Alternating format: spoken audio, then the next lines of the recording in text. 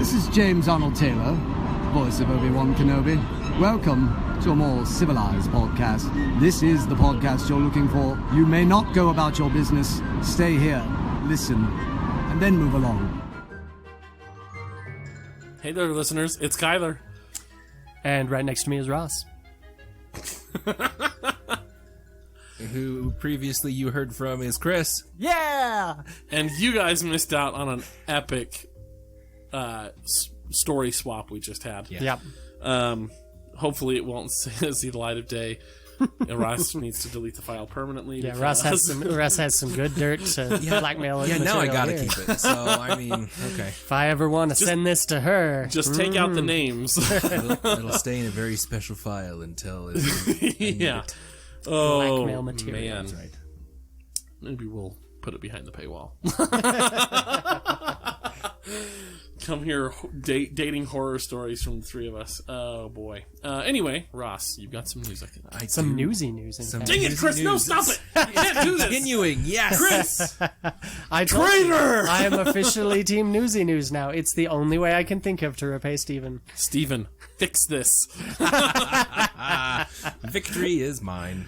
I really do appreciate my gift, though, Steve. So, today, what we have for you, as I decide what order I want to talk about them in. First, in our little bits of news, is your daily dose of awe. Mm-hmm. Recently, it was released. There has a set of pictures has been released by Hayden Christensen, as we know, who played Anakin Skywalker. Yep. Of he and his daughter. Wait, who? The anti-sand guy. Oh, right, that guy. Hayden Christensen and his daughter. Little-known character, Anakin Skywalker. Yeah. Anyway, they visited Galaxy's Edge for her 5th Before birthday. Darth Vader, there was anti-sand guy. Galaxy's Edge, huh? Yeah, That's Galaxy's cool. Edge. There's pictures of him like showing her how to use her new purple lightsaber, and he's They're pretty on the dang Falcon. cute. It is. It is nice and kind of heartwarming to see, especially after the last thing he did with a group of kids. Nice! That was me, Dude! Ross put it there, Thanks. man. Yeah, that was good. Thanks. That was uncharacteristically dark. I know, right? I have a certain brand of dark humor, but it's usually not that. Anyway, That was good. That was like next, Peter dark humor. it was. Oh, we want Peter on the show for something. We move on to the writer of Empire Strikes Back, Larry Kasdan, had a couple things to say about Disney in regards to Solo's performance at the box office. The article starts off talking about how he got into writing for this sequel trilogy, and how they kind of lured him in with writing Solo, but they ended up moving him partway through to one of the other films. I think it was Force Awakens they wanted him to help on, yeah. But he was talking about how, the studio just really didn't do its part. Now, I thought I could remember exactly what he said. Hold on. It's coming. So, what Larry had to say really is quoted just saying, then the studio blew it. Just in regards to how they handled Solo after he left. Yep. He's not specific about what he would have liked to see them do better. That's all he really says. So he wasn't all that thrilled with how that happened. Part of the reason why, or how they did convince him to work on writing Star Wars again was because he loved Han Solo so much. So I guess he kind of feels a little... That's his favorite character. Yeah. Feels a little, I don't know, misused. Yeah, from what I read, he was like, I'll come back and write this, but you kind of have to let me write it and then not change what I write, because I made Han Solo kind of who he was. And they were like, yeah, fine. And then he gives them the script that he writes, and then they were like, oh, we're going to change this, change that, take this out, rearrange this. And he was like, okay, well, you've just destroyed everything that I wrote, so this is going to suck. Which, I mean, on the one hand, I'm like, with a franchise of this magnitude, it's that's pretty par for the course, so I'm not that surprised by it. However, I do personally feel like they would be better served in letting people just have their artistic vision. Mm-hmm. Especially when he's like, it's like, this is the writer for Empire Strikes Back.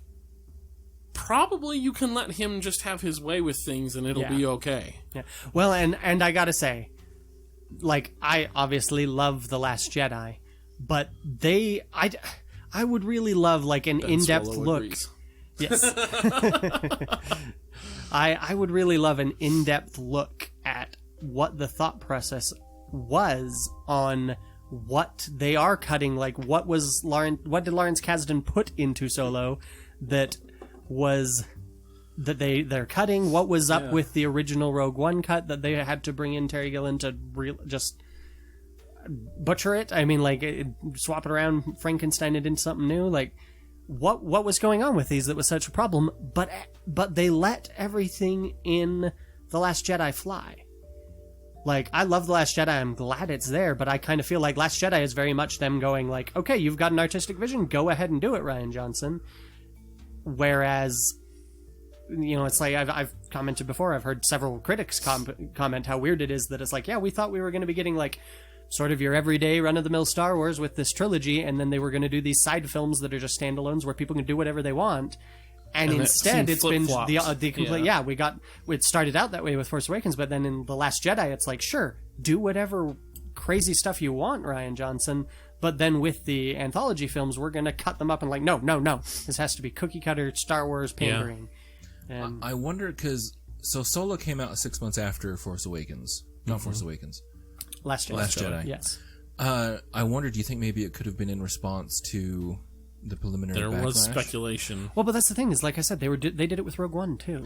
Yeah. They did a lot more extensively with Rogue One, and maybe they hadn't intended to. And Solo had been a rocky road ever since they started making it. Well before Last. Yeah, like they went through like 4 screenwriters, they went through 2 directors before they finally settled on Ron Howard. And like it was, there were 3 directors technically because they had a 2 director pair, and then they went through another one, and like it was a really troubled production, rocky, all sorts of stuff all over the place, and most of it seems like it was the studio going, no, this is what we want, bring everyone in line with us, and I'm a little floored that appears to have happened with both of the anthology films, but Last Jedi, Rian Johnson just basically got to run with it, and that's maybe he didn't. You know, maybe there was a ton of studio meddling that we don't know about in The Last Jedi because Rian Johnson didn't leave. He just rolled with it, or maybe Rian Johnson's just better at handling the studio, or maybe he's just what he was doing was more in line with what the studio wanted somehow. I don't know, but I would be very like, man, if I could get a behind the scenes book on all of this, on just like how all of this went down, Kathleen Kennedy, write me an expose and I'll read it. Like, yeah, for real. Those will be interesting stories when they start to come out someday. But because I have heard that both J.J. Abrams and Rian Johnson tend to get along very well with Kathleen Kennedy and several other studio executives, and so I almost wonder if it's just that J.J. and Rian are like, no, we can manage these people well, and other people like Colin Trevorrow and some of the others are just, they can't. So I don't know. Very curious. Yeah, interesting. Curiouser and curiouser. Anyway, and finally, we have our thematic piece of news. Which I suspect is fake news. You think so? Yes, I do.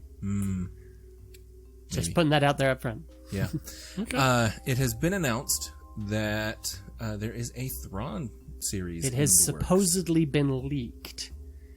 And that leak comes from WeGotThisCovered.com, which is less than reliable. Yes, very less than reliable. I've heard it held up several times as the example of media news sites that will literally just make crap up to get clicks. So I was thinking about that when I was reading it, like, was this the site that we didn't like? Yeah. So maybe not. Yeah. The main thing for me that's like, at the time I was like, well, I don't buy it, but they are the ones that leaked the Obi-Wan series, and they were right about that. Oh yeah. Ewan McGregor had apparently been holding on to that secret for 4 years. Yeah, I read that. Yeah. So, and they mention in this article that this is coming from the same news source as this that we leaked and this that we leaked that all turned out to be real, and I'm just like, okay, maybe, but the fact that it has now been 24 hours since We Got This Covered dropped that, and we have yet to have even a single piece of corroborating evidence from anyone else. I was looking through that between episodes, and I can't find anyone. No, there's nothing from anyone else that's saying, oh, yep, we reached out to our sources, and it turns out this might be true. And so I suspect that the speculation that they are making a live-action Thrawn series is inaccurate. There was already, even before that came out, a lot of speculation that Thrawn and or other aspects of Thrawn-related Star Wars may appear or feature somehow in The Mandalorian. Yeah. And that one's that's a pretty prevalent rumor. And I almost wonder if We Got This Covered was just running with that and jumping. And that's where we got this. But it'll be interesting to see. Yep. So, if you start hearing this from other places, it might be true. If you don't, probably not. yeah. Well, I mean, by the time this airs, if you haven't heard any more on this, Yeah, that's probably true. not true. Yeah, that's true.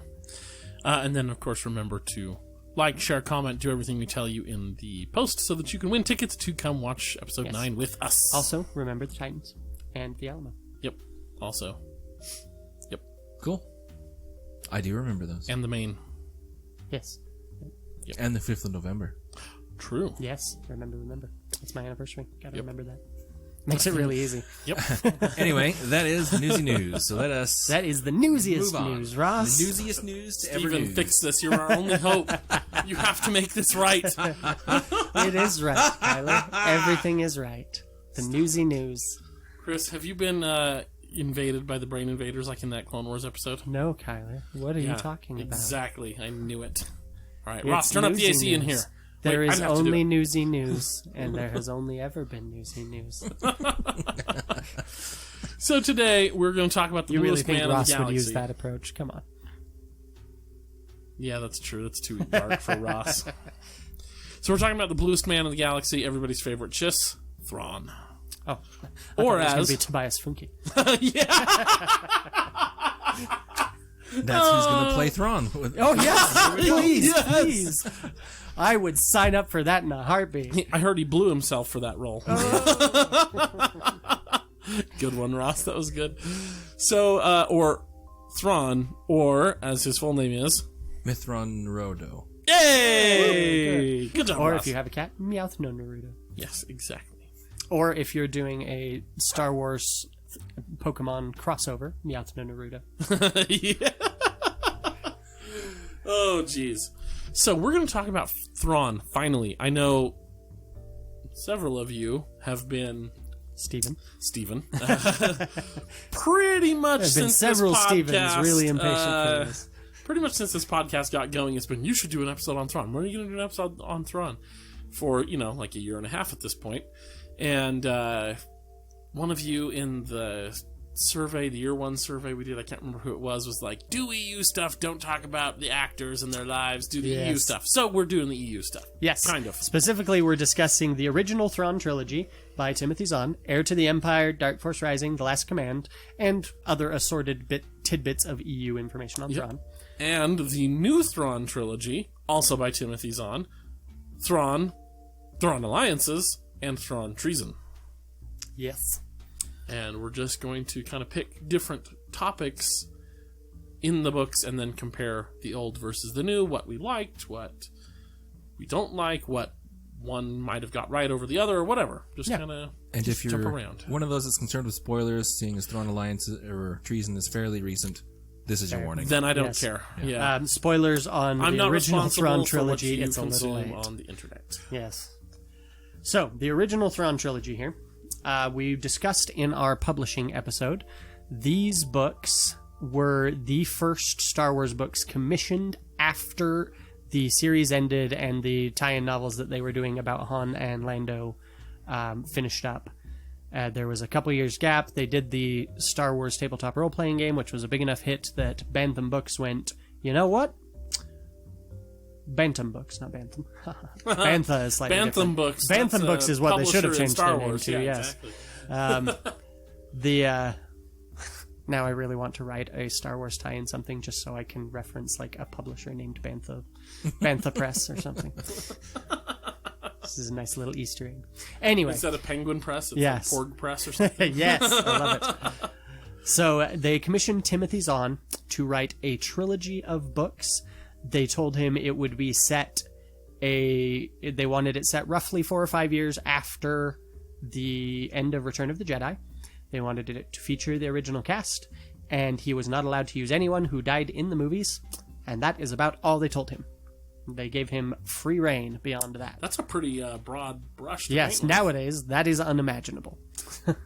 But at the time, this was the official, It was the Wild West of Star Wars. Yes, let's see if this can work. They also eventually, partway through the series, he was asking them some questions for details about this or that, and they said, "Oh, here's a tabletop role-playing handbook. You can go ahead and pull whatever you want from there." So he did pull a whole lot of stuff from there. And fun fact: this is the series that named Coruscant. Hey, Yes, we did not have a capital or an official capital planet of any sort prior to this, and he's the one who made it and made it named Coruscant. Don't they talk about Emperor Palpatine in here as well? Yes, he gets referenced. Because would that be also the first place you see that I name? think he was officially first named in the script, or maybe it was the role-playing game. I don't remember. I don't think that was here. No. Because I was going to say, if it was in the script, the general public wouldn't know it. Yeah. No. This was not the first place that Palpatine was named, to the best of my knowledge, but I could be wrong. Anyway, so these books it's often called the Thrawn trilogy because in true comic book fashion, we keep track of what particular story it is by the villain and what the villain does in that one. Because the heroes don't change from book to book to book, so you need to you have to go wait, this is the one where the Riddler does this. Okay. You can't just say, the Batman story, because there's way too many of those. Same thing here. This began with Grand Admiral Thrawn has taken control of what remains of the Empire 5 years after Return of the Jedi. At the beginning of the books, the fledgling New Republic and our heroes do not yet know that this Grand Admiral Thrawn has taken over what's left of the Empire. So they've yet to hear about Thrawn. They don't know who he is. But he is a military genius who was out in the far reaches of the galaxy, posted in the boonies, basically because the Emperor and all of the Empire were super bigoted, y'all, and racist and speciesist, and he was not human, which was a testament to how good he was to become a Grand Admiral despite not being human. And the later books retconned this into a big, huge thing with the various forces from outside the galaxy trying to come in and him building a secret empire out there to help fight them off, blah, blah, blah, blah, blah. It's a good example of how the EU got too bloated and overdone. But at the time, it was basically just he's super capable, but the reason he hasn't been in charge for the last 5 years is basically racism, which I'm like, yeah, I'll buy that. And so he comes out of nowhere and he forges the Empire back into a force to be reckoned with, and he is hyper capable. He is a very, almost to the point of ludicrousness. Later, yes, very much to the point of ludicrousness after this series, but this one, even in these books, was a little sure. Thrawn is established right from the beginning. One of his habits is, I'll get into that later. So these books, to try and sum up these 3 books' plot, based on what I remember, and it's been a while since I read these.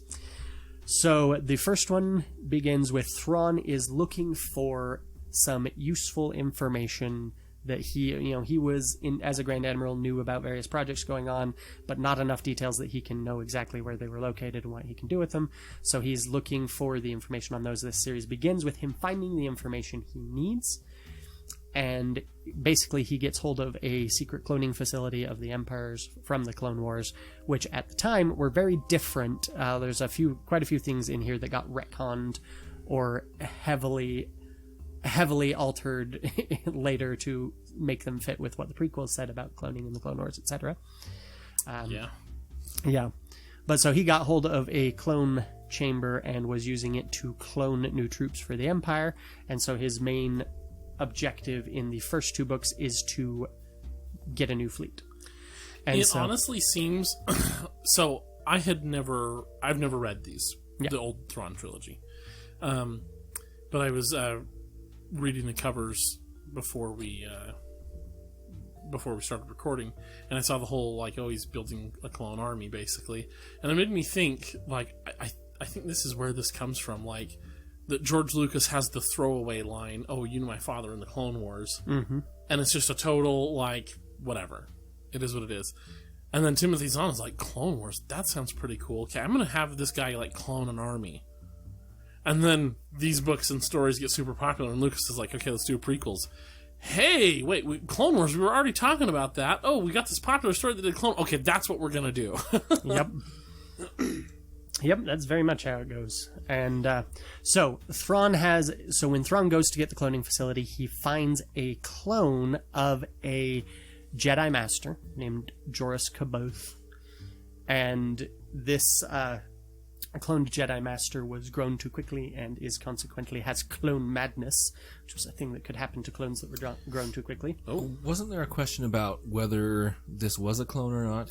Because I thought that was one of the There plot might have points. been some question in it, but like, no, it's pretty clear up front that this dude's a clone. Okay. He might not have thought so because he was cray-cray, but no, it was pretty clear that it's they Timothy Zahn came up with this idea of like, oh yeah, they distinguish a clone from the original by sticking an extra letter in their name, and that's how you know that this is a clone of the original. And I guess nobody pointed out to him that only works in print. Mm-hmm. Because, Joruus and Joruus, I guess. But then later we get a clone of Luke Skywalker who is Luuke Skywalker. This is Luke Skywalker and this is Luke Skywalker. Like, yeah, that's useful. It's one of the many little things that I'm just like, come on. And there's some larger ones, but that one's I'm like, that's a fun little idea, but no, you shouldn't have run with that one. So he finds this Jedi Master and thinks, okay, this could be very useful to have a Jedi on my side. And specifically because this was also the series that established the idea of battle meditation, one of the worst Force ideas in the series, in my opinion. And a kind of lackluster upgrade card in Legion. Yeah.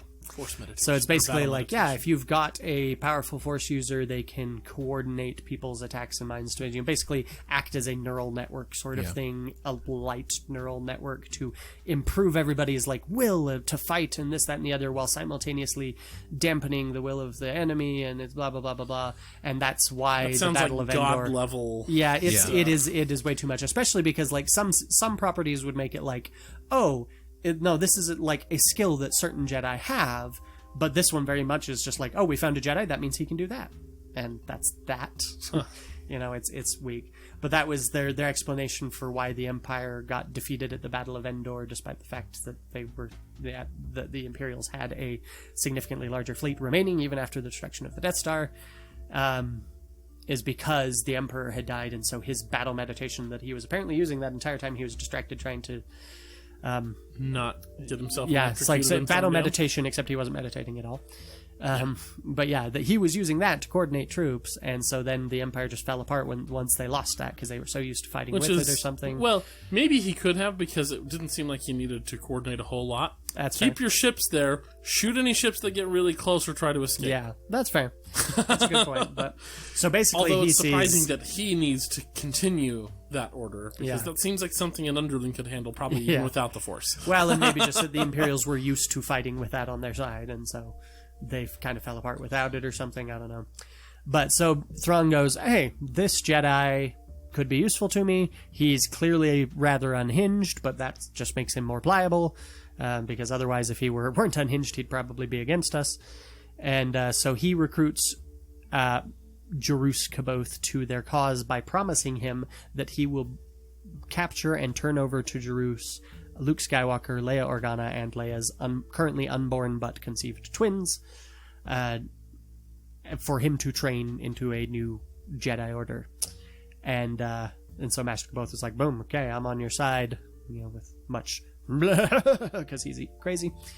And so the bulk of the plot rotates around these things: is Thrawn trying to get more ships and coming up with various plans to do that, while he's also trying to capture Luke Skywalker, Leia Organa, in order to bring them over to Joruus C'baoth.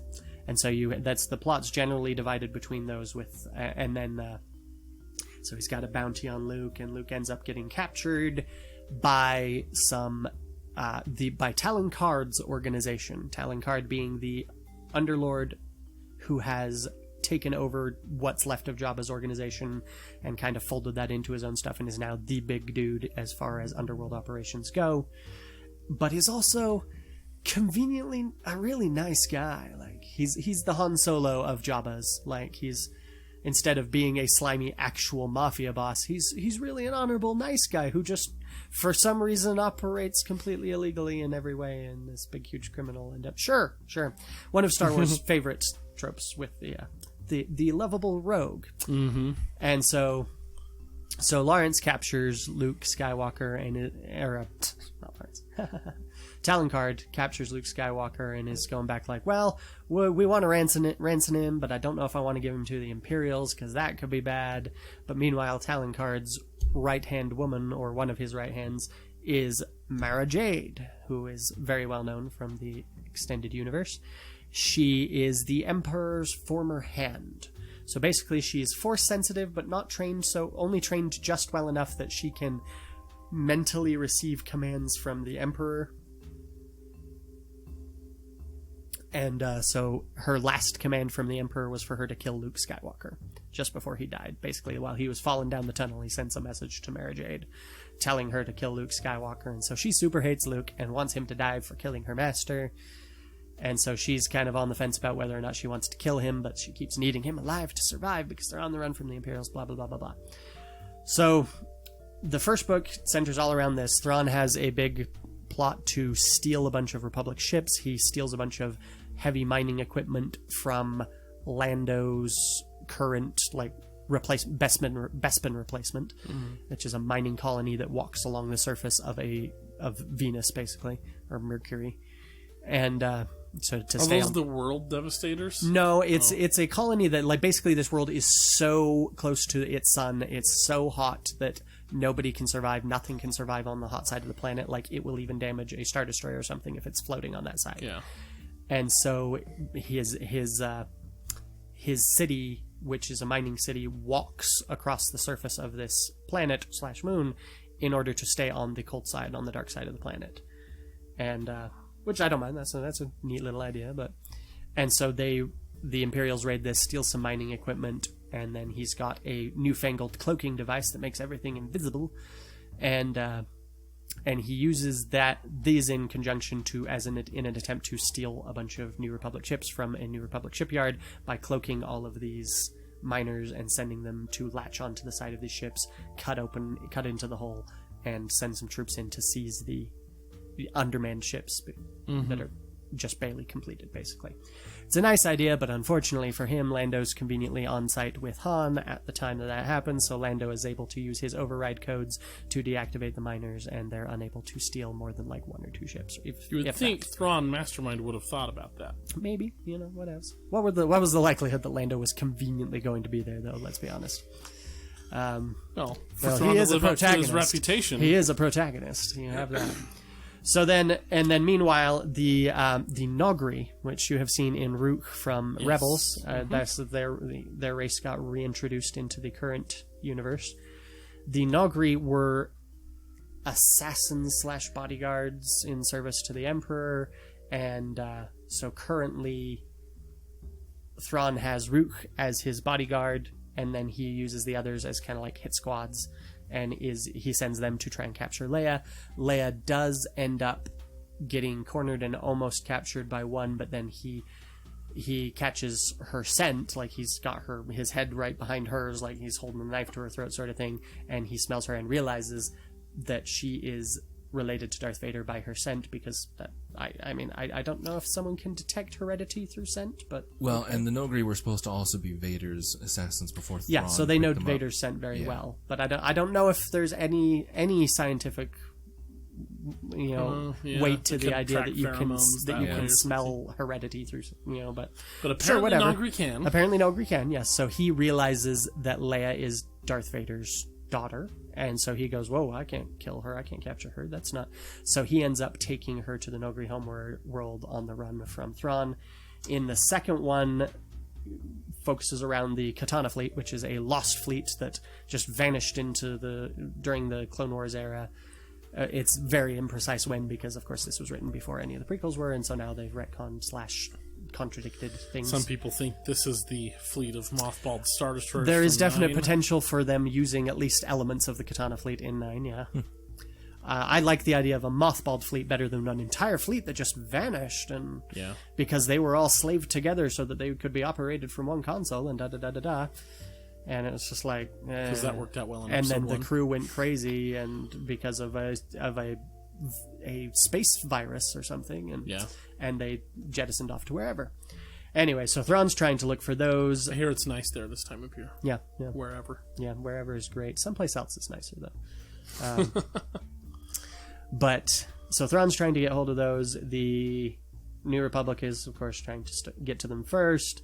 And Leia is working with the Nogri to figure out what's going on. And after a way too long of trying to figure it out, finally realizes that the Nogri's homeworld was just destroyed by the backlash of a Rebel Alliance operation on their homeworld, and so they hate the rebels, and that's why they sided with the Emperor. And the Empire is doing restoration operations on their homeworld. And Leia basically, literally, what she does is there's these bots going around like, oh yeah, they're treating the ground, trying to make it, to make it so that it can grow stuff again. And basically, what she does is go over to one of those, unscrew the thing of liquid that it's pumping into the ground and pour it on some plants, and they just wither away. And she's like, they're destroying it, not helping you. And the Nogri go, well, we're on your side now. But it's literally that simple to figure it out. It's like, okay, and none of them thought to try that before. Nobody ever checked on this. Oh, sure, maybe I haven't read it in a while, so it might not have been quite that exaggeratedly silly. But anyway, so Thrawn does manage to get hold of the Katana fleet, and at least most of it, and so now we've got a nasty situation where he's attacking the New Republic, expanding the Empire. The Empire was down to about a quarter of its former size, and he gets it back up to about half its size. And then in the final book, a bunch of stuff happens, and there's traitors and this, that, and the other on the inside.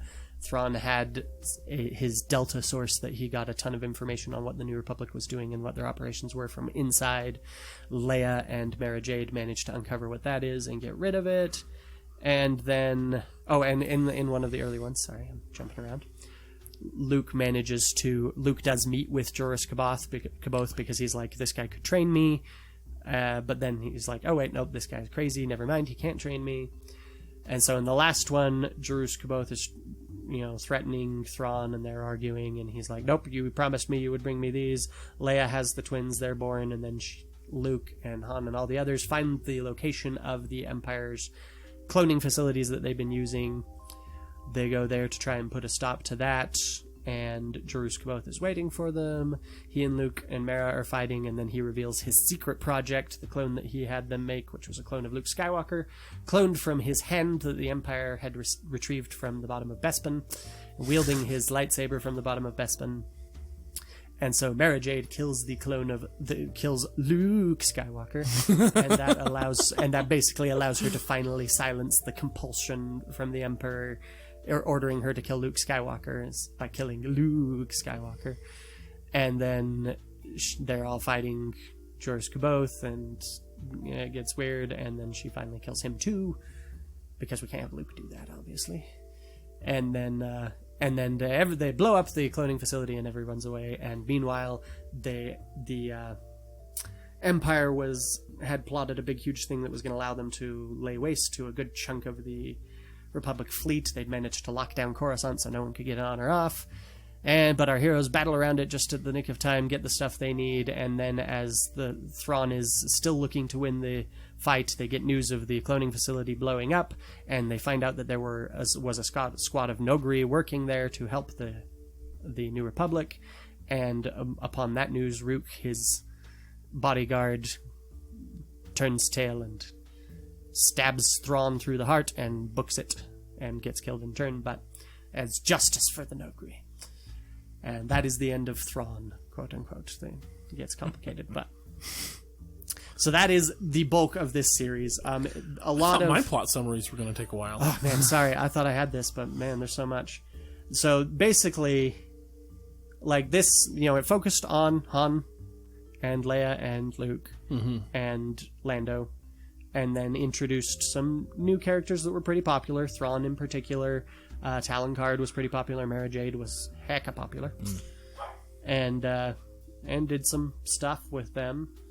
It's a little all over the place. It's got its issues we'll get into in a bit, but that's the basics of it. Oh boy. This is also the one that introduced things like Isalamiri and introduced Cortosis and a couple other things, yeah. Although Cortosis might have been actually in the later ones, the Hand of Thrawn books, but... Oh boy. I know for sure they were there, but I thought they were here as well. They might be, I don't remember exactly. So, I have recently finished the new Thrawn trilogy. The new Thrawn trilogy. So, the first one... it's a clone of Thrawn, so it would be the Thrawn trilogy. Yeah, there we go. Or would it be Thrawn? No, you got to you insert one of the same letter, so it's Luuke, and instead of Jorus. Well, why not insert the TH again? So it's just Thrawn. Thrawn. Thrawn. I like Thrawn. Yeah, exactly. So the Thrawn trilogy. Yeah. So here, there are several. Okay, so I tried to write my own summary of this, and then I was like, nope, not going to do that. Tyler was smarter than me and did not write his own summary. Yep. I literally just made that one up on the spot, if you couldn't tell. And so then I was like, I will go to Wikipedia and the Wikipedia and see what they have to say. So Wikipedia has an actual summary for Thrawn, but not the other two. So, yeah. So Wikipedia's summary of Thrawn, this is Wikipedia, the one for the normies. Yes. Found not to be confused with Wikipedia. Yeah, exactly. The clone. Yeah, exactly. Found on an unnamed Outer Rim planet, the exiled Chiss warrior Thrawn pledges himself to Emperor Palpatine and joins the Imperial Navy. Thrawn's cunning and expertise as a tactician help him to rise through the ranks with unprecedented speed, though his renegade tactics ignite the ire of his superiors. At Thrawn's side is his translator-turned aide-de-camp, Ensign Eli Vanto, whom he trains in the ways of war. Meanwhile, ruthless administrator Arinda Pryce plots her own rise to power. That's fairly good, like... Yeah, it's back cover copy, yeah. Yeah. Exactly. So, the Wikipedia plot summary is more. I study the art of war, work to perfect it. Grand Admiral Thrawn. One of the most cunning and ruthless warriors in the history of the galaxy, of the Galactic Empire, Grand Admiral Thrawn is also one of the most captivating characters in the Star Wars universe, from his introduction in best-selling author Timothy Zahn's classic Heir to the Empire, through his continued adventures in Dark Force Rising, The Last Command, and beyond. Grand Admiral Thrawn has earned an iconic status among Star Wars' greatest villains. But Thrawn's origins and the story of his rise in the Imperial ranks have remained mysterious. Now in Star Wars, remained mysterious because... Well, I guess they didn't technically cover his rise, really, in those. They covered way more than you think. Oh, really? Yeah. Okay. So, they've remained mysterious, I guess, in the new canon until now, because in the new canon he didn't exist until, well... Popped into existence Rebels, in Rebels.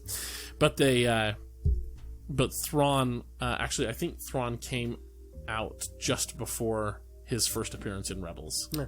Did it? Mm-hmm. I believe so. It was like in the summer, and then Rebels started that fall. Like Rebels season 3 started that fall.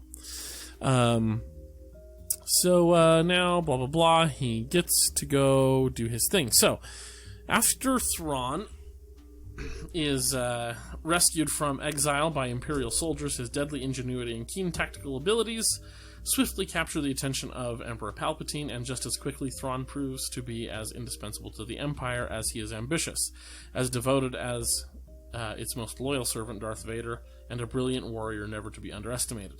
On missions to rout smugglers, snare spies, and defeat pirates, he triumphs time and again, even as his renegade methods infuriate superiors while inspiring ever greater admiration from the Empire. As one promotion follows another in his rapid ascension to greater power, he schools his trusted aide, Ensign Eli Vanto, in the arts of combat and leadership, and the secrets of claiming victory.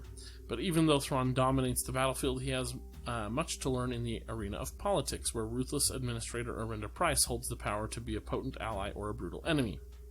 Arinda Pryce is the governor of Lothal that we see in Star Wars Rebels. All of these lessons will be put to the ultimate test when Thrawn rises to Admiral and must pit all the knowledge, instincts, and battle forces at his command against an insurgent uprising that threatens not only innocent lives but also the Empire's grip on the galaxy and his own carefully laid plans for future ascendancy. So, tidbits. Thrawn covers the course of several years, starting with the first time Thrawn encountered the Galactic Empire and ending just before the start of Star Wars Rebels Season 3. In an interview with StarWars.com, Zahn revealed that he was including some minor references to his past legend stories that included Thrawn, but nothing too blatant. Which is true when you read this. There's and listening to a lot of it, like they eventually in the Legends expanded Thrawn's backstory and all the stuff that was going on in the shadows extensively and absurdly even. But Thrawn's story was one of the central ones to introducing the Yuuzhan Vong into the galaxy with that whole development and everything. And a lot of what they've done with him in the new EU is basically like, let's do all the same stuff with Thrawn, only without the Yuuzhan Vong. Like, let's not have that be. Or without Joruus. At least some of the broad strokes of it are similar. They still have, the Yuuzhan Vong are just now called the Grisk. Oh. They're still, they're not quite as ridiculous as the Yuuzhan Vong, but this is the big bad in the unknown regions that the whole rest of the galaxy doesn't know about, but the Chiss do. And so Thrawn is trying to... So they do still have that. Okay, that's all, because that's all just cookie cutter right out of... So the first chapter and part of the second were adapted from the Legends short story Mist Encounter, first published in 1995. There are two main differences. Firstly, the character of Booster Terek is left out of the novel, although Captain Park still refers to chasing smugglers as their reason for investigating the planet. Secondly, the character of Eli Vanto is added. Vanto acts as the point of view character instead of Colonel Barris, and translates for Thrawn's Cybisti instead of Thrawn immediately speaking basic. So that's the first book. Then there's Thrawn Alliances.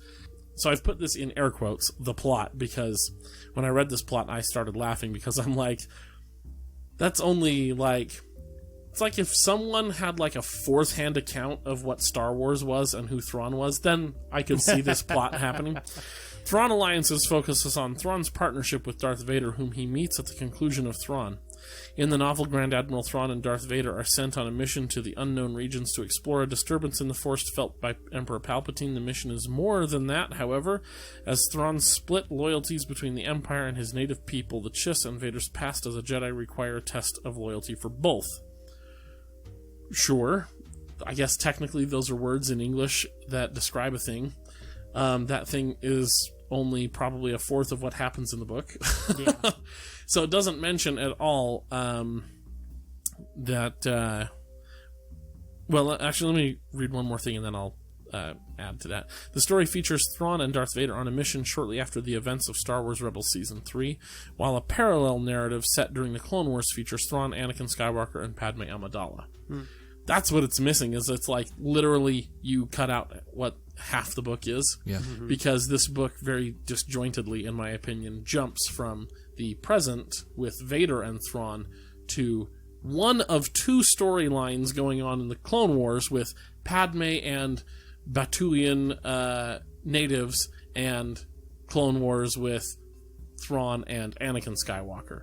So you have three different storylines in two different times. It's very confusing. The two Clone Wars era ones do converge at the end. Yeah, but technically all three stories converge at the very end, like the last chapter. It's so dumb, Ross. Padme and the Batuians and Thrawn and Anakin meet up at the end. Yeah, but at the very whole rest of the book though is this disjointed, wobbly mess that makes no sense. Let's see. Ominous word. I have sensed a disturbance in the Force, is what Palpatine says. Ominous words under any circumstances, but all the more so when uttered by Emperor Palpatine. On Batuu, at the edges of the unknown regions, a threat to the Empire is taking root. Its existence, little more than a glimmer, its consequences as yet unknowable. But it is troubling enough to the Imperial leader to warrant investigation by his most powerful agents, ruthless enforcer Lord Darth Vader and brilliant strategist Grand Admiral Thrawn. Fierce rivals for the Emperor's favor and outspoken, only they're not really rivals. They never show to be any rivalry. It's just kind of like, okay, Thrawn's like, yeah, you're the boss, Vader. Sure. Let's get the work done. Like, there's no rival. And outspoken adversaries on Imperial affairs. If he was like, Tarkin or something, there might be some rivalry there. Sure. Because Tarkin's an ambitious bee who's mainly concerned for number one. That's why he's more evil. Villainous. Really, yeah, more villainous, exactly. Nice little jab there, Chris. What are you talking formidable pair. Well, before you go on, Kyler, I'm not... say what you said again about them being rivals. Oh, sparked a thought and then I forgot it. That they're not rivals for the Emperor's favor. Right. Yeah. And then you went on to say that Thrawn is just kind of following whatever Vader says to do, which isn't like necessarily they do the like case. like Thrawn will still be like, I think we should do this, and here are my reasons why. But it's not like he's like, well, Vader, if the Emperor loves you, then he can't love me as much, and I'm going to be his favorite. Right. Like there's no rivalry for the Emperor's favor. Right. They have disagreements, but they're not The rule rivals. of two only applies to Sith. Yeah, exactly. The formidable pair seem unlikely partners for such a crucial mission. But the Emperor knows it's not the first time Vader and Thrawn have joined forces, and there's more behind this royal command than either man suspects. In what seems like a lifetime ago, General Anakin Skywalker of the Galactic Republic and Commander Mitth'raw'nuruodo, officer of the Chiss Ascendancy, crossed paths for the first time. One on a desperate personal quest, the other with motives unknown and undisclosed, but facing a gauntlet of dangers on a far-flung world, they forged an uneasy alliance, neither remotely aware of what their futures held in store. Now thrust together once more, they find themselves bound again for the planet where they once fought side by side. There they will be doubly challenged by a test of their allegiance to the Empire and an enemy that threatens even their combined might. Not really a super accurate description of what happens, because again, they're not really testing their allegiance to the Empire. Thrawn, and this is where this book is real confusing. Thrawn, when he's there as an independent agent in the Clone Wars serving only the Chiss Ascendancy, of course doesn't have the Empire's best interest at heart because he's not serving them. So that's not really putting his loyalty to the test. But when he goes back with Darth Vader and he's working for the Empire, he's like, yeah, cool. Serving, rooting out these problems here will serve both the Ascendancy and the Empire, so I got no problem. Yeah. Like, it's totally, like, they try to be more drama than there is. So, Thrawn treason, the novel explores the crisis Thrawn encounters when he discovers that his people are in peril, forcing him to choose between loyalty to the Empire or loyalty to the Chiss Ascendancy. If I were to serve the Empire, you would command my allegiance. Such was the promise Grand Admiral Thrawn made to the Emperor Palpatine at their first meeting. Since then, Thrawn has been one of the Empire's most effective instruments, pursuing its enemies to the very edges of the known galaxy. But as keen a weapon as Thrawn has become, the Emperor dreams of something far more destructive. Now, as Thrawn's TIE Defender program is halted... Oh, and so you need to have watched Star Wars Rebels in order for... Book 3 to make sense. Not a great because idea. Book 1 leads up to his introduction in Season 3. Then there's the stuff in Season 3 that happens kind of simultaneously with Book 2, but also not really. And then you have Thrawn treason in between Season 3 and 4. And then I'll keep reading because now we're all caught up. Now, as Thrawn's TIE Defender program is halted in favor of Director Krennic's secret Death Star project, he realizes that the balance of power in the Empire is measured by more than just military acumen or tactical efficiency. Even the greatest intellect can hardly compete with the power to annihilate entire planets. As Thrawn works to secure his place in the Imperial hierarchy, his former protege, Eli Vanto, returns with a dire warning about Thrawn's homeworld. Thrawn's mastery of strategy must guide him through an impossible choice, duty to the Chiss Ascendancy or fealty to the Empire he has sworn to serve, even if the right choice means committing treason, which it doesn't because he's still in the same position he was before. Defeating the Grisks serves both, so there is no conflict of interest. Okay. So, this trilogy... Book number 1, really straightforward. It's exactly like the plot says. Hey, we found this guy named Thrawn. He wants to serve the Empire, even though he's not human. Okay, we'll give him a shot. Hey, look at that. He talked the Emperor into getting a one-on-one with him. And the Emperor said, yeah, let him into the officer program. There you go. And he rises to the rank of Admiral. Like, pretty straightforward. It's a really good read. You do... as the reader, play the part of Eli Vanto. You're trying to guess what the mastermind Thrawn is thinking and things like that, right? But really pretty straightforward story. I really enjoyed it. There's a lot of... It was cool to see Thrawn outsmart other people, or to really just find different ways of solving the problem than is typical in Star Wars. Like, there's the Battle of Bataan, I think is what it is. Yeah, Battle of Bataan. It's a relay race. Yes, it is. So, like, there are like these rebels hiding out on this island. They've got a shield generator that protects it, and the orbital bombardment doesn't work. Okay, we've seen that kind of technology on Hoth, right? So, and they can't send in ground troops because they have defenses around the island that'll blow any like watercraft away. So the island's impregnable, right? So Thrawn's like, or we bombard the unshielded part of the ocean, which will create tidal waves that will wash over the generators and short them out or knock them over, and then we can nuke them from orbit.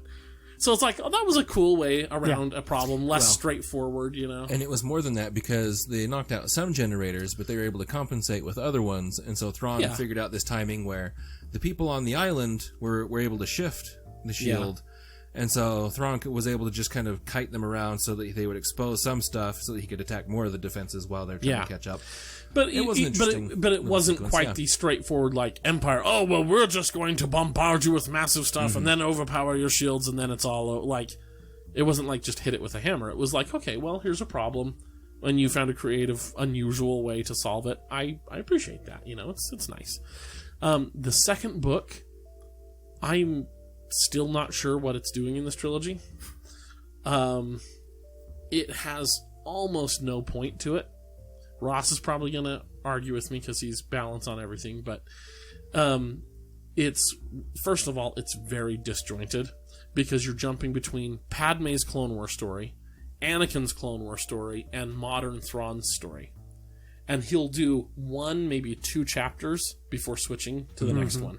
So you're only reading 20 to 40 pages, you know, before you're switching to the next thing. And it's just like, wait, what's going on? And then by the time you get back to that first story, you're like, wait, what is happening now? There's a lot of plots that do that really well, but yeah, it takes a lot of skill to pull off. And yeah, it can be tricky. And so the whole point of this movie, or of this second book, is like, okay, so Thrawn and Anakin met in the Clone Wars while on Batuu. Now Thrawn and Vader are going back to Batuu.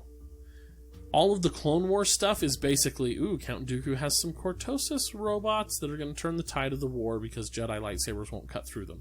When lightsabers get too close to the Cortosis in the armor of these super battle droids, it messes with the lasers, the crystals, something or other, and turns the blade off. Yep. Classic. It's like, okay, great. But then when they go back as Vader and Thrawn, basically they're like, oh yeah, this is the place where they had the Cortosis, and like that's the only relevance that Cortosis has to the later, like the modern story, or to either of the other books, is just the fact that the Grisks, who are the repainted Yuuzhan Vong, extra threat, you know, in the unknown regions that is going to wipe everything out. But they haven't acted yet. You know, we still have time. It's like they're the ones who showed the Separatists Cortosis. All right. Still didn't help the Separatists much because we know how that story ends. And the Cortosis doesn't have jack to do with your modern story when it's Vader and Thrawn. So is it in here just because you really like the idea of Cortosis and you want to throw it in there? Basically, yeah. Yeah. And so, and like by the end of the book, they're just like, yep, so the Grisk are a thing still, which we knew in the first book. All right. Like, you get to the end of the book and it's like, so what actually happened in this book? Basically nothing. I think, Chris, this might be a case of where you'd want to read the books out of order. Because that's accidentally how Carrie and I did it. Because we actually read the second book first, thinking it was the first one. It would make way more sense. Yeah. Yeah. And so that's why I don't have a problem with it. Although I do see what you're saying with the two storylines, the Clone Wars and the modern era. You could have divided those, had them be 2 separate books, and it would have been fine. Or even in the same book, but be like, here's Thrawn meeting Anakin Skywalker, and now Thrawn and Vader have to go back. And just keep them as like, first half of the book, second half of the book. That would have been better and less disjointed, but it was so hard to keep track of what was going on in the book because you're constantly jumping around. And that's usually the problem when any book where you're jumping around, even if it's not time jumping around, you just got multiple storylines going on, it can be very difficult. And Ross talked earlier about how, Leia and Anakin's stories do meet up, yes, and it's like the last chapter in the Clone Wars timeline where they meet up. So they're basically disjointed stories. Yeah. You know, for all intents and purposes. And I was going to say, you could have cut out Padme's And where I was like, reading the second book, it was really hard. I couldn't put down the first book. Loved it. I was like, brilliant. This is awesome. It's fun to see Thrawn be really, really adept at military stuff and completely inept at political stuff. That's cool to see him have some weaknesses that other people have to compensate for, so that it's not just bow down to the godlike brain of Thrawn, you know? Which is kind of what it was in the old EU. Right. And it's like, Thrawn is like, okay, no, I recognize that I have my areas of expertise and other people have theirs, and we need to rely on each other to make an effective team. And so that was cool. And so the second book, though, it was disjointed, so I had to really force myself to read it, which was not pleasant. And then by the end of the book, I'm like, that didn't have anything to do with the first book. Really, it didn't. And I'm not sure what it's going to do based on for the third book, because the publisher's little back page plot synopsis of the third book had already been out by the time I read the second book, and I'm like, this doesn't feel like it's going to lead up to anything in that other book. And I was right. The third book gets back to a more straightforward story, where it's just like, okay, we've now found that the Grisk are actually moving on the Empire, that they've got infiltrators in, and they've set up like these cloaked basically like listening stations and stuff so that they can further undermine the Empire. And so Thrawn is like, well, I can knock out two birds with one stone. I can help the Chiss Ascendancy and the Empire at once by rooting these out and exposing them. And so then that's that whole third book, is him on this mission to literally solve a problem the Empire is having, because the Grisk are disrupting the construction of the Death Star. And, so he's like, so I can solve that problem for the Empire, and I can learn more about the Grisk, which we, the Chiss Ascendancy, need to do. There's two birds over here, and I only have one stone. Yeah. Wait! Yeah.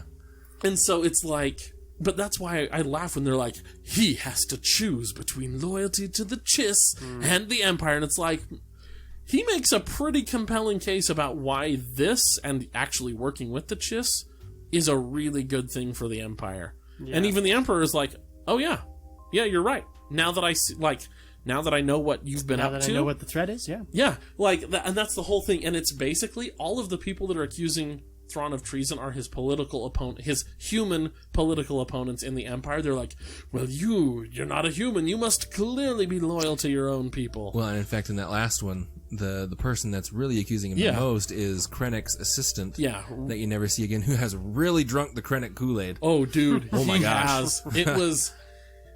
Yeah, I was like, okay, so I think Timothy Zahn might have heard Chris's rant about Krennic and was like, let's turn that up to 11, because, Chris, you think Krennic's a bad middle manager?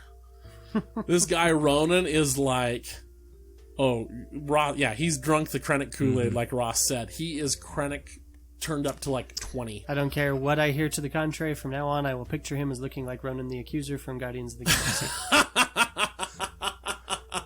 Yes. But it's bad, but then it's like, so we have one crazy guy accusing you of treason, and Thrawn's entire Star Destroyer crew, who by this point are like, we've worked with him for years. We know he's loyal, at least loyal enough anyway, to the Empire. He's never acted in the non-interests of the Empire. Plus we found these guys like messing with our stuff. You're nuts, dude, to sit here and say this guy's treasonous. And then, of course, Thrawn is, like, outwitting some people. He's getting a little bit better at politics, and there's some really, really cool big, like, capital ship battles in, actually, the first and the third book, which I always enjoy. Mm-hmm. So that's kind of what happens in the new trilogy. All right. So, some comparisons. The first one that really occurs to me, the major difference between these is that this original trilogy, the Heir to the Empire trilogy of books, these were basically conceived as like, what if we made 3 more Star Wars movies? What would the book be? So this is a trilogy of books about Luke, Leia, Han, Lando, and some new characters that we're adding in, dealing with this new threat that has arisen of Grand Admiral Thrawn. So Thrawn is the villain in a story that features a whole bunch of other characters' viewpoints. Whereas this new trilogy of Thrawn books are about Thrawn. Thrawn is the main character. Yeah, we do get some of Thrawn's perspective, but mostly it's other people looking at Thrawn. Yeah. Other Imperials looking at Thrawn. Yeah. See, in this one, you've got Thrawn sharing space with... You never actually get Thrawn's viewpoint at any point in any of these books. You get Han and Leia and Luke, and I think at one point you get Lando's viewpoint, you get Talon Karrde's viewpoint, and Mara Jade's viewpoint. Well, and you get his first officer's viewpoint. And then you get Captain Pellaeon's. Who does appear in Rebels and in Book 3 of Thrawn's Treason. Nice. Yeah, as a nod to this. Because he's basically it sounds like Vanko's basically Vanto's covering his his position here, which is to be the Watson to Thrawn's Sherlock, evil Sherlock. And so you do everything on the Imperial side that you get is from Pellaeon's point of view. Yep. And they are some of the best parts of the book. So it's just like him going like, I don't get it, and Thrawn like, I actually do. I reread some chunks of these last night just preparing for this, just to be like, okay, I haven't read these since I was 13 or 14, and adult Chris is far more discriminating than teenage Chris was. So let's see what I think of these now. And I am happy to say that the prose is generally solid. They're not badly written. There's some awkward elements and everything that I'm like, I feel like that could have been done better. But all in all, solid writing here. But just flipping through this, it was just like, basically any time that Pellaeon is with Thrawn is just all the best stuff in here. There's a reason that Agreed. got picked up. And there is a lot of fun stuff in just watching Pellaeon bask in Thrawn's brilliance or whatever. In the first book, you have Eli Vanto, who is the Pellaeon.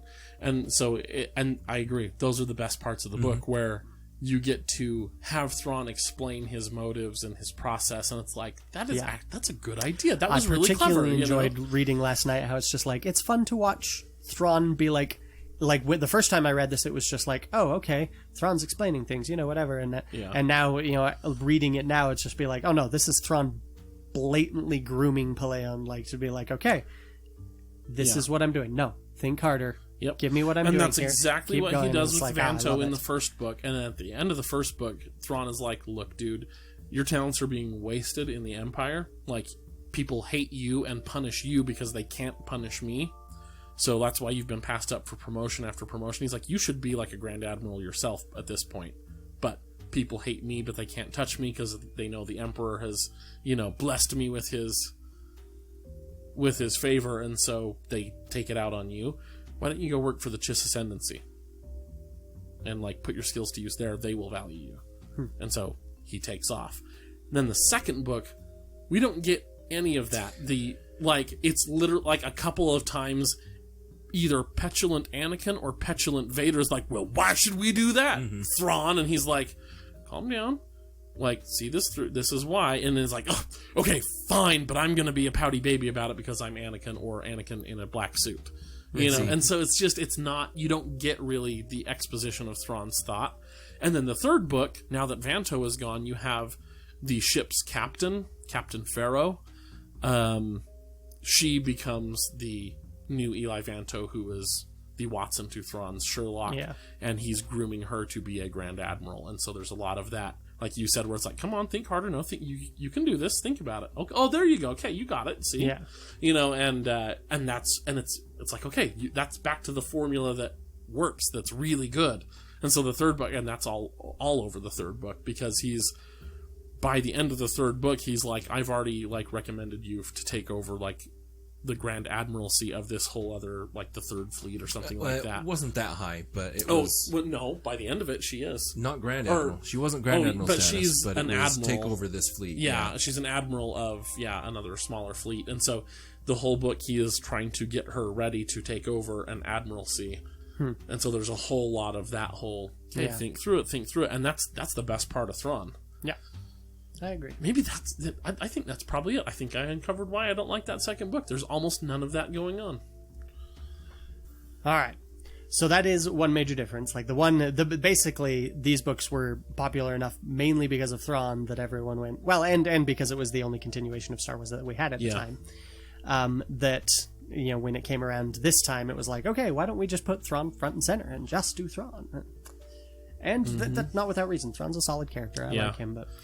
one of the central conceits in this that it's like, I don't quite buy it as well as you're trying to get me to, but it is, kind of rule of cool. I'll let it slide.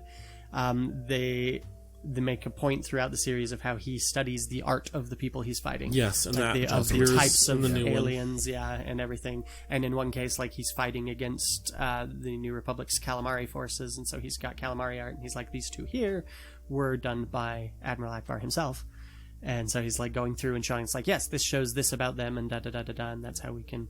And it's like, it's a nice idea.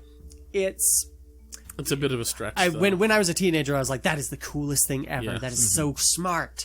And now I'm like, no, people in art don't really simplify that easily. But, it's cool still.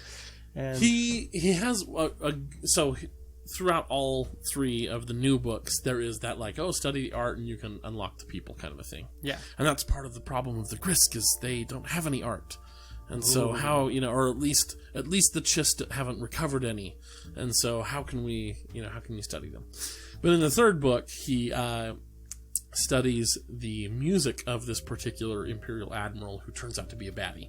Or who turns out to be corrupt, I should say. Not a baddie like he's a rebel or something like that. But yeah, he's corrupt and whatever.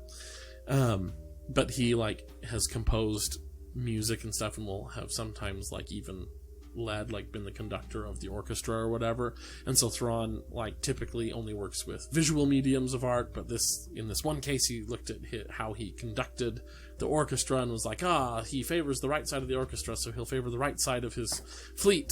It was left, whatever it is, and so expect your attacks from there because he likes to take command himself, and will whatever. And I was like, okay, that strikes me as a little bit more personal because you're actually watching somebody perform when they're the conductor, like that seems a little bit more intimate than just, well, here's a piece that Chris painted, now I can know all about it. Yeah. But even that though is just like, he focuses on the left side, therefore he... It's like, okay. Well, and I don't remember what it was. It wasn't specifically the left side of the orchestra. It was something else that had. But it was something with the like left. that. Yeah, it was something similar. But. Yeah. But even then, so I was like, okay, that makes a little bit more sense. But even so, whatever. If I reread the first time we see him in this last night, and it's literally a scene where he's like, okay, we got these scouts that came back with they've got the information from this. They downloaded a bunch of information that we were looking for, but they're being pursued by New Republic troops and forces and everything. And he's like, oh, okay, well, let's see what we can do about that and everything. And they're like, well, we got to retreat and everything. And he's just like, no, I don't think so. Scramble the fighters. And so then they get these, the New Republic forces come in, and he's just like, okay, send these 3 scouts to engage them. One of the scouts gets, the ships shift into a new formation to attack, and one of the scouts gets blown up, and he's like, okay, withdraw the other 2. We're going to put all our troops into this formation, and da-da-da-da-da-da-da. And Pelayan's like, but that's a pretty basic, like, they'll be able to handle that just fine. They outnumber us. Should we call in more Star Destroyers? And he's like, I don't want them to know how many we have. We'll be fine. Just watch. And then they just get completely decimated by this movie, and he's like, by this move, and he's just like, it's because this is an Elamite force. They're all Elams, and Elams have trouble dealing with an unstructured attack like da-da-da-da-da, and so I knew that they would be blind to that, and they got wiped out. And it's like, and Pelayan's like, you could tell they were Elams by that one attack? And he's like, yes, I could. And I was like, okay, hold it up there, Zahn. How could he tell that they were Elams? Really? Because, I mean, maybe they used an Elam attack force, but so then no Elam in the history of warfare has ever realized, hey, we're not very good at this thing that the rest of the galaxy does? It's just one of those things where I was like, tenuous. It's stretching it a bit. I would say these new ones are a little bit better at that, at sort of saying, here's how I knew. Yeah. Where it seems a little bit more plausible rather than just like, well, because, I don't know. Yeah. I think they did a better job than the old ones, but... Yeah. The problem is, when you are a non-genius human trying to write a genius alien, there are limits because you are limited by your own creativity and problem solving. Yeah. Yes, as I say, because, this is something that was similar in the old Sherlock Holmes books as well. I listened to some of those. Any sort of deductive reasoning-based storytelling is... balderdash. Yeah. The authors take those leaps and let the the character take those leaps that end up being right, just so that we can all go like, oh, he was right, blah, blah, blah, and rather than because we forget that this is a story that someone orchestrated that to make him look good. Speaking of Sherlock, like the new Sherlock, which I think is well done and it's fun, the BBC Sherlock, but the very first episode, he's like, oh, John, you your sister or whatever gave you that watch and the phone, and she must be a drunk, or he must be a drunk. Your brother, yeah. Because you see all the scratches by the thing. He's got an unsteady hand or whatever. And my wife and I both looked at each other. Yep. We're like, we never get that in on the right thing, and we never we don't drink. Yep. My phone is scratched to pieces. I'm just like, oh, so apparently John's sister has never plugged her phone in the dark? Yeah, exactly. Because I do that all the time when I go to bed. Or plugged it in without directly looking at it to get it, right? Dude, even when I directly look at it, I still missed it by like a millimeter, slide it in, fish around for that hole. Yeah. It's always one of those things that is like, okay, that happens a lot in stories. It's not inherently bad. I obviously ate it up as a 13-year-old. Even reading it last night, I was like, yeah, okay, sure. I'm on board. It's fun. I get it. This series introduced a lot of things into it introduced a lot of great things. I do like Thrawn. I like Pelayan. I like the direction he took the Empire in this age, like where they're flagging and Thrawn's putting them back together and holding things together. I like a lot of that stuff. And then there's stuff that I'm less crazy about. Especially when you get into the further extended universe past these books, a lot of the stuff that happens with Thrawn is like it's as bad as bringing the Emperor back. It's like it's just the sort of stuff that it's like no, okay, no.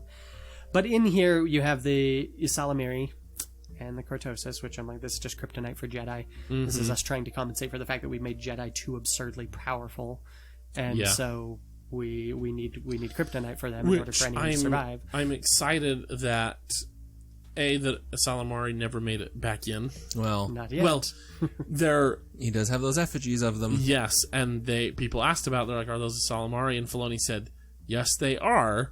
But in the new canon, the Salamari have no force negating powers or anything like that. So there is a lizard called a Salamari, and it's just a lizard called an Salamari. I feel like that's going to change at some point. I don't think it so. It could, but I'm glad at least we're starting at that point. Yeah, and then with Cortosis, it wasn't it. Like he went into a pretty good way of like it doesn't disrupt the Force. Mm-hmm. It just works like it screws up with the circuitry of a lightsaber. Yeah, which is what it did before. Okay. But this time. It also is just good at just energy dissipation in general. Yes. Whereas before general blaster lightsabers. bolts will also be dissipated across the whole structure of whatever it is, and so it doesn't really do much. Fair. That's fair. And so I'm like, okay, you seem like you've taken your wacky and crazy ideas that maybe had a nugget of good idea and whittled it down to mostly just a good idea. Yeah. Other things that this introduced that I was like, I don't know, like Mara Jade as the Emperor's Hand was one thing that I was always like, I don't know, like I guess it's one of those things where it's like whenever you start introducing Jedi that have survived or Force users that are working for the Emperor that aren't Darth Vader, you're getting into kind of rocky territory where it's like, how much of this can you really have before it kind of feels like it destroys the premise of the original series, that there are no more Jedi, that it's, that... And then the prequel establishing the rule of two, it's like, okay, well, but if you've got a bunch of Inquisitors around, how much are we really following the rule of two at all? Like, Emperor freaks out when he finds out about Ventress, but it's like, why? You've got Force users running around left and right, dude. I actually have an answer for that one. So basically, the Emperor was all, because the rule of two is basically like, well, if your apprentice isn't strong enough to survive somebody else coming and taking their place, then maybe they shouldn't have been your apprentice in the first place. So he's got Vader, and he's like, I'm fairly confident that this is a good, number two for me. Yeah. But I do also have this pool of survivors that want to serve me. We won't take them on as an apprentice, so we're not breaking the rule of two, but this is a pool of people from which to draw a replacement if something happens to Vader. Yeah. Or if one of them gets powerful enough that they want to challenge Vader and they win, which he kind of sets up in one of the comics where he's kind of like, Vader, why don't you go try the Grand Inquisitor? Let's see how this goes out. And Vader stomps him, and he's like, okay, that's what I thought. I just wanted to be sure. You know, so It's more like we have a bunch of like Sith Padawans running around, but you're not letting any of them get up to Jedi Knight. Sure, but although even so, yeah, I see what you're saying. Well, Chris, but it's yeah. more than that too. It's like the rule of two in the first place is just one of those things where I'm like, okay, so we've got a structure that basically that no matter what, this structure operates under the understanding that there can only be two of us. Eventually, you're going to try and kill me, and then you'll get your own apprentice. Like, that's the only way this can work. So I have trouble understanding why the Emperor ever turned his back on Darth Vader at the end of Return of the Jedi, especially with the way the comics and everything established that he's constantly testing Vader and constantly pushing at him. He knows perfectly well he can't trust Vader. Like, when I originally watched it as a kid, it was this sort of thing where it's like, no, he believes that Vader is loyal to him. So loyal that even though he literally just told this kid, kill your father and take his place, he still believes Vader is loyal. Well, but I think that's kind of goes back to human psychology, that, like, if you truly are crazy and evil in the way that the Emperor is crazy and evil. Like, you see this with, like, serial killers and stuff, where they truly think, well, I'm smarter than everybody, so I can afford to take these risks because there's no way you'll be able to outsmart me. Like, you kind of see that with Palpatine, where he's kind of like, I can keep pushing and testing you, but honestly, I'm still so much better than you are that even if you did turn on me, I could totally handle this, so it's okay. You know, whatever. Sure, but it just, I don't know. It strikes me as Well, it makes weird, sense because you're not totally crazy evil like serial killer. Sure. I said totally. Yeah, thank you. I mean, a little bit crazy serial killer, but... Anyway, but that, yeah, lots of things get into that where it's just like, okay, so... And this one definitely ramped up the power of the Force. These things did that. They introduced the battle meditation, which basically any Jedi can do. I think Leia does it towards the end. And, Does she? Yeah. She does it at some point. It might not be these, or it might be another one, but yeah, it's a thing she does. And you've got the Emperor communicating with Mara Jade at any distance across the galaxy, even though she's not even fully trained. You've got a couple different things that it introduces in here where it's just kind of like, we're getting a little too schlocky here, you know. And then I harped a bit about Talon Card, where it's like, I do love the gentleman rogue stereotype. Like, I like that character too. But it does kind of rub me the wrong way that it's like, oh yes, the biggest criminal, head of the biggest criminal organization in the galaxy. It's basically a decent guy. Like, at every point in this entire series, like... The gentleman scoundrel works best when they are either one-man or small-man team. Like, a small number of people. Like Hondo. Hondo's not a gentleman scoundrel. He's just a straight-up scoundrel, Ross. It depends on who he's talking to. He'll be awful nice to Ezra. I'll grant, like, there is some of that. But he still screws Ezra over. Yeah, but I'm regularly. looking at, like, Hondo dealing with... I was going to say the perfect example is from Order of the Stick. Julio Scoundrel. Yes. It's a captain of one airship. Yeah, I would say that you can have the gentleman outlaw, sort of like head of the mafia, but they will still be a ruthless, horrible person. They're just polite sometimes, like normally polite. They might even be polite while they're having you and your family slaughtered in front of your eyes, and then followed by you. But you know, they're not good people. Talon Card is a good person. Like, he's a good person who just happens to smuggle and head up a whole mafia, and you know what, but none of that's that bad. Yeah. And so this is basically what the character of DJ was made to pick at. Yeah. Like when Rian Johnson is putting this in here, is just like, hey, just let's all remember though, the scoundrels are scoundrels. Like they're not necessarily lovable rogues who are all really good people. Just they got on the wrong side of the law once. No, most of them are actually kind of awful people who can sometimes be nice if it suits them. But they'll also sell you out because you can have this people. memento of your sister. Because I'm nice sometimes. Yeah, because it suits But when me. it's my neck versus yours, I'll sell you out in a heartbeat. Yeah. Not only will I survive, I will get paid to survive. Yep. That's great. And so it has become one of my pet peeves about Star Wars, that it's just like, oh, you're a smuggler and a thief? Well, you're probably a pretty good person then. And obviously there are plenty of exceptions. Cassian Andor, Cad Bane, Jyn Erso. Cad Bane is not, is not a good guy. You got plenty that do get introduced. but nevertheless, you still have a surprisingly high. Even Hondo can be a surprisingly decent guy at some points, and it's just kind of like. And I like that. I like the complexity of people who aren't all good or aren't all bad, but Talon Karrde is very much just, this is a good character who, for some reason, is occupying what should not be a good role. Yep. And Mara Jade is... She exists. I mean, she's a thing that was introduced to Star Wars. I don't have strong feelings about her. I mean, she's okay. She eventually ended up marrying Luke and whatnot. Cool, okay, I guess, but... It was a cool change of pace when you played her in Mysteries of the Sith. It was nice to actually have some female characters that did crap instead of, Yeah. And when you compare what she does in these books to what Leia does, it's... Like, Leia does it, and Leia does more than she did in the actual movies, but I'd say Mara Jade is still a step up. Mara Jade's the one who kills both Luke Skywalker and Jerusalem both. So, that's pretty awesome. Actually, if you look at this series, it's basically every problem is more or less solved by Mara or Leia in the long run. Like, Luke and Han and Lando do some stuff here and there, but when it comes down to it, it's like, Thrawn, killed by the Nogri. Nogri brought over to our side by Leia. Cool. It's like Jerusalem both, straight up killed by Mara Jade. Luke Skywalker killed by Mara Jade. We should probably mention before we wrap up, so when Disney decided to reintroduce Thrawn into Rebels, they said, hey, Zahn, why don't you go ahead and write a new trilogy that fits within the new timeline? And he also, as I've told the story before, he also helped write Thrawn for Rebels and making sure they kind of got the voice right, and the voice meaning like how he spoke, not necessarily the voice actor. Yes. And just made sure that it was kind of consistent and whatever. So, and actually, you probably should watch Rebels if you're going to read these new Thrawn trilogy, but you don't have to because he'll take the first couple little bits of each book to catch you up. Yeah, but it's not as good as if you had just watch it.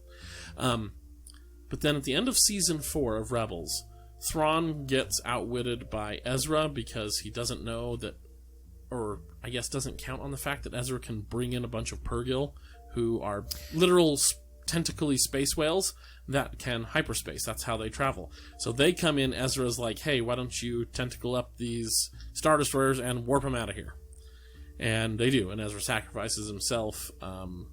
With that, him and Thrawn are both on the bridge of the Chimera, which gets warped out by it's the Chimera in that yeah. thing. Yeah, the Chimera came from these. Yeah. Yeah, they gave him the Chimera for Rebels. And they are warped out to the unknown regions, where Thrawn is from. Timothy Zahn has now been commissioned to write another Thrawn trilogy. Yes. Set after said warping. So we will, and I think that's next year is when the first book comes out. Oh, does it really? I believe so. That soon? Sounds right. Yeah. So that's we'll have more Thrawn for you in the future. Because I'll be interested to see what happens then, because this whole trilogy sets up the idea that there is this lurking, infiltrating kind of underground threat in the Grisks, who basically use a combination of blackmail and Stockholm Syndrome to turn people against whatever their local government is and make them want to serve the Grisk. Yeah. Because a willing populace is easier to control than a subdued populace, True. or subjected populace. And so they basically find out what they can from different types of people, humans or Chiss or whatever, find out what they're afraid of and then threaten them with that thing unless they obey, until the Stockholm Syndrome kicks in and then they just want to serve the Grisk. And so that's what they're planning on doing with the Empire the Grisk are. They're kind of like, okay, so we've got this large, expansive empire. That'll make it easy, because all we've got to do is find out what works on one planet, and it should work throughout most of the Empire anyway, and then we can seize this whole portion of the galaxy, whatever. But that threat was left basically just left as a lurking threat that needs to still be dealt with.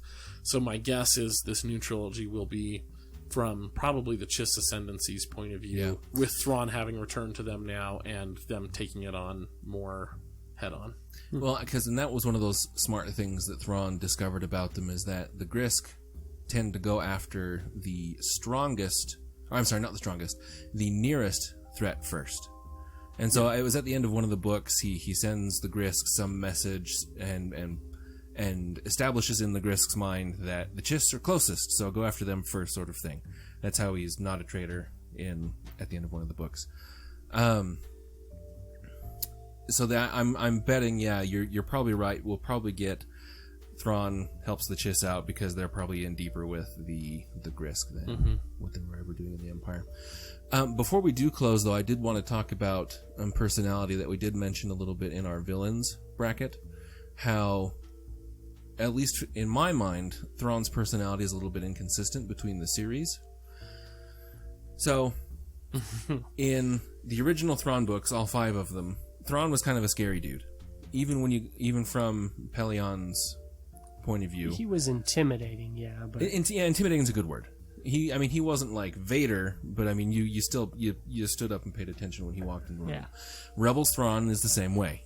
I think don't they even also give him organ music a lot of times? Yes. They're giving him this very Dracula-esque, feel, and so he is usually darkly lit with his. That's a good way to put it, though, Dracula-esque, because it is usually organ music. He's usually darkly lit so that his glowing red eyes stand out. Mm-hmm. It does make him feel like.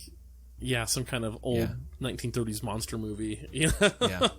But then in these more recent 3 books... Not to mention the voice actor they got. It's... Fetch, I can't remember his name. But the guy who played Galen Erso... It's his brother. It's his brother. Mads Mikkelsen's Mads Mikkelsen. Yeah, so it's Lars Mikkelsen. That's who it is. Thank you, Chris. Yeah. Mm-hmm. And so when you read these new books, when you actually get his point of view, you get his thought process, he's actually a pretty good guy. Everything makes sense. He's not... There's no reason for you to be afraid of him. And even his crew. In these books, the old ones that we have in front of us, whether that was the dregs of everyone's stories that they heard about serving under Darth Vader, all of his crew was also still afraid of him, or you got nervous when he came around, until he did things like promote the one radar technician, that sort of thing. Matt. No. Should have been. It's before Matt's day. Oh, yeah. Darn it. But in this new book, even right from the beginning, they all just love Thrawn because they can see... They know if they do their best, Thrawn will reward them. Yeah. Well, I would also say, though, that a lot of the people that served close to Thrawn in here, they respected him. Yeah. They got scared of him because the one radar technician that he had demoted / I think maybe executed. But it's like... He was harsh, but everyone knew how capable he was. Especially when you get into the expanded stuff that beyond this book, where it's like, oh yeah, he basically showed up out of nowhere and he took command of the military, but then you still had all the Moffs that were like, oh, who's this guy, whatever, and they basically put him in because they were like, well, he can be a useful. He's an alien. He's not going to be that smart. We can manipulate him and do what we want with him. And then he basically turned the military into a hyper efficient. He was like, all right, here, we're going to do this training, we're going to do this, we're going to do this, we're going to do this. And the Moffs eventually reached, and he was giving the Moffs significant enough returns. They were more secure, they were in better situations, this, that, and the other, that they were like, oh yeah, okay, let's this is great, let's do this. And eventually kind of ended up giving him more power than they realized, and were like, oh wait, crap. And then he was just like, great, cool, I'm in charge now, let's do this. And and that's another thing, is that Thrawn can do those ruthless things like execute the other radar tech. Does the same thing in Rebels with yes, it was a traitor, but it's still kind of it's still another one of those intimidating actions, but he doesn't do anything like that in any of these new books. Well, and everything he does in here, he will straight up lie to people. He straight up betrays his word at times in here.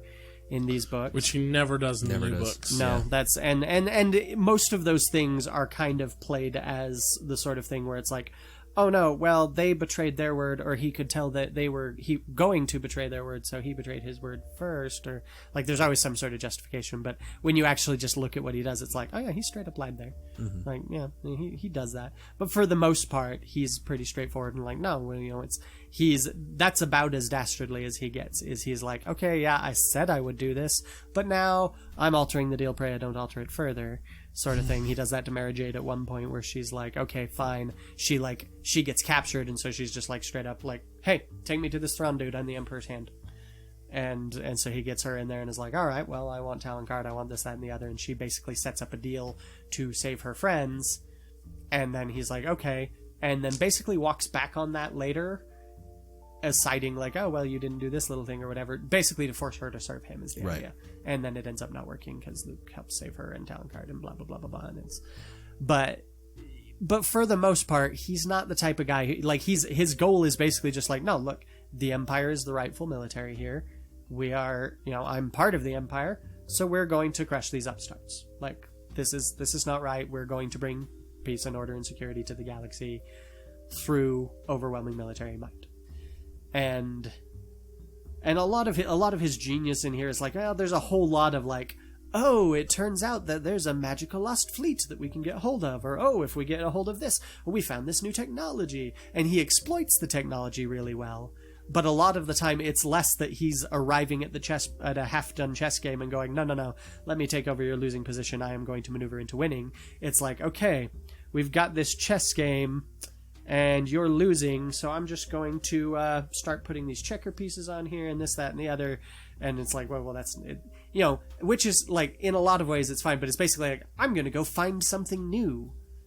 And he's just constantly pulling new things out of his butt. And then it's like, oh, here, we've got new technology that no one's ever seen. We've also got cloning technology that's gone, and we're going to use that. Oh, so also we're going to find this fleet out of nowhere, and we're going to do this. So there is definitely some clever, like, oh, I'm going to think outside the box in how to use this, that, or the other. Like using the mining equipment. Like nowadays, it's like, wouldn't we already have boarding vehicles to do that? Any space fleet would have boarding vehicles to do that. We don't need to go steal mining equipment for it. But at the time, it was like, yeah, that's pretty clever. It's like thinking outside the box. But there's also a certain amount of, I'm going to pull this stuff out of my butt, and then I'm going to use it well. But, Yep. Well, I think that was a pretty good discussion on Thrawn. Yeah, it's a good start. I'm sure. A good start. Yeah, yeah. We've definitely got some more.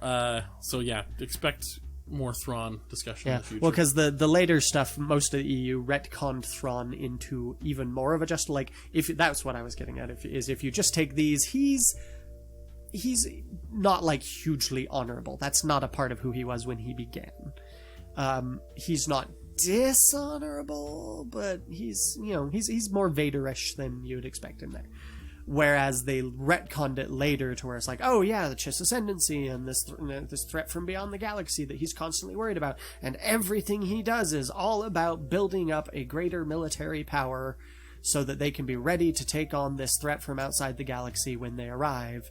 And it's like, so it was all kind of noble purposes, and he was actually noble all the time, and it's like retconned his character into a more honorable one. And even to the point where, like, in the Hand of Thrawn, the duology that comes later, there is this question about, has Thrawn come back? You've got a Moff working with a con man and another guy to stage a fake Thrawn, basically. And you've got some, like, side mentions of, like, the Chiss Ascendancy, who has been waiting for Thrawn's return because he had a clone of his that was growing at regular pace and was set to open up 10 years later to take back over at the Chin Ascendancy. Yeah, it was kind of so ridiculous. It is bad. They ended up, Luke and Mara Jade found it at the Chiss Ascendancy and were like, well, crap, what do we do about this? And then in escaping the chamber, they had to cut through the wall, and they ended up, like, destroying the equipment that was keeping the clone alive and accidentally killing him. And it's just like, oh, how handy. Mara Jade can't just straight run her lightsaber through people anymore. She's too good for that. Whatevs. But yeah, so like the Chiss Ascendancy is basically like, well, we'd been told to wait for him, and it's been about 10 years, and then we heard that he was back, but we were kind of like, nah, like, he was all about shoring everything up for to fight this threat. And at this point, there's no point in shoring up a flagging empire. Like, he wouldn't do that. He would just straight up join the New Republic because they are the better option at this point. So that's how they knew it wasn't really Thrawn, and they didn't pay any attention to it. And so he definitely evolved over time. In these original books, he was not an honorable guy. Mm-hmm. The later EU retconned everything he did into, oh, he was actually noble, and he was secretly... We can't just have him be on the outskirts of the Empire because of racism. He has to have been developing a master plan and an entire shadow empire out there. Literally a second empire. And, yeah, it's absurd. So... Okay. Thrawn is... Yeah. Yeah. Well, stay tuned for more Thrawn at some point. Yes. Stay tuned. Let us know what we missed in here that you want to hear about for our next Thrawn endeavor. And be sure to follow us on Twitter @MoreCivilized, and join our Facebook group, A More Civilized Podcast. And on both of those platforms, Twitter and Facebook, follow the instructions we've left so that you can win tickets to come watch the movie with us. Yes, absolutely. This week's favorite listener goes to... I should say, I'm so excited. this is a little bit self-serving.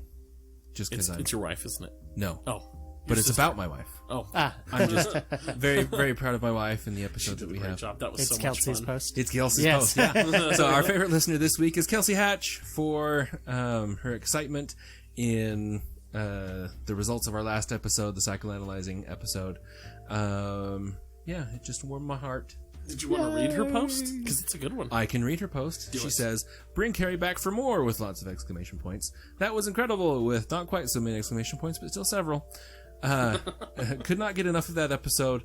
More psychoanalyzing. And that's pretty much what I heard from everybody Yes. about that episode. Yep. So expect more of that. It was super fun to record. Yeah, we finished this episode and we're like, well, we're doing that again. Yeah, That for was fun. sure. Instant hit for us. And anyway, you can catch me on Twitter at Mr_R_star. You can catch me on Twitter at Itinerant Baxter. Let us know on Facebook or Twitter if there's anything you'd like to hear from us here on the podcast, especially if there's anything we missed about Thrawn or the Thrawn books, past or present, that you're like, how did you forget to mention this? In which case the answer is, well, it's been 20 years since I read those. Sorry, I was piecing it together as best I could. But yeah, let us know what Dang you'd it, like Chris. to hear about in further Thrawn discussions. What do we have you on this podcast for if not to remember minute details from 20 years ago? You have me here to convince you to like The Last Jedi. Stop it. And to help you tease Ross. And to help Ross tease you. Oh, no. Why don't we gang up on Chris more? That's my reaction right there. You're adorable. Anyway. He is, isn't he? Anyways, may the Force be with you. Always. I'm Anna Graves, and thank you for listening to a more civilized podcast. We should do the entire rest of the episode just whispering. If I thought you were capable of that, I'd go for it. That's very fair. Just kidding. Sure. Like how you wanted to be in high loose. school. How lots of people surprisingly believed I was with the ladies because my propaganda machine was on point. Really? Yeah, oh yeah, dude. Melissa Spencer thought I was gay. We got that a lot. Well, yeah, I mean, Yeah. with the way the two of you were. Sure. But I was like, well, there it is. I still remember there was one lunch period I've never forgotten. I enjoyed it so much. Where The I fake was, kiss. with the well, that lunch was fun. ladies. That Oh. was fun. Yeah, but no, it was. You weren't there actually. I was sitting and eating lunch. It was in the corridor over by the auditorium, and so there was me. I was with Pam and GC, but then there were like 6 other girls that had come over to sit with them, and so there was me and like 9 girls. And in this big, huge group, just all sitting and chatting. And this girl, and I was wearing a pink shirt. And this girl comes over to me. I have no idea who she was. I never got her name. I don't even really remember I think she was Latina, but that's about all I got. And she taps me on the shoulder. I'm like, yes. And she's like, I was just curious. Are you gay? And I was like, not that I'm aware of. Why? And she's just like, well, you're just sitting with all these girls. And I was like, oh, no, I'm just smarter than other guys. If I was gay, I would be sitting with 9 guys. And she was just like, okay. Yeah, I'm pretty sure none of that will get into the episode. Yeah, we better not. Anyway. Yeah, good luck picking that single clap out of all those reds, I know. Ross. I have to go around to all the reds anyway. Okay. So, we ready to start? Yep. Yep.